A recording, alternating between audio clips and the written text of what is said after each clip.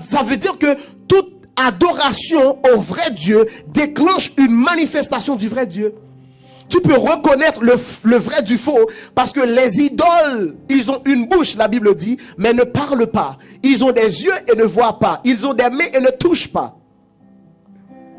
Lorsque nous prêchons l'évangile et que Dieu nous accompagne par une démonstration de la puissance du Saint-Esprit, ça veut dire que nous avons le vrai Dieu. Notre Dieu agit encore, il guérit encore, il touche encore, il délivre encore.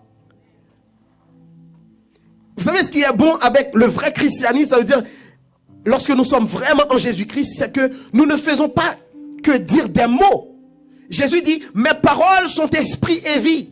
Ça veut dire qu'on dit certaines choses et il se passe quelque chose. Alléluia.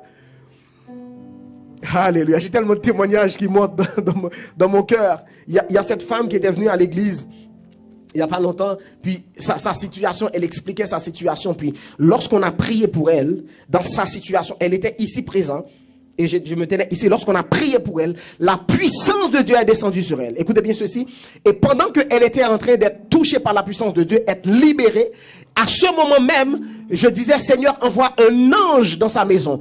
Lorsqu'elle est arrivée dans sa maison, écoutez bien, elle a vu une lumière éclatante dans la chambre de sa fille. Elle m'a appelé tout de suite pour dire, pasteur, je viens de voir une lumière éclatante dans la chambre de ma fille. Pourquoi? Parce que notre Dieu est réel. Notre Dieu est vrai. On ne peut pas demander aux gens de croire en Dieu tout simplement juste parce qu'on dit ben, c'est notre philosophie, tu dois adopter notre philosophie. Non, c'est pour cela que Dieu nous donne le Saint-Esprit pour démontrer la puissance du vrai Dieu. Par la puissance de Dieu, on va reconnaître qui est vrai, qui est faux. Le Dieu qui répond par le feu, dit Élie, est le vrai Dieu. Il y a un Dieu qui répond.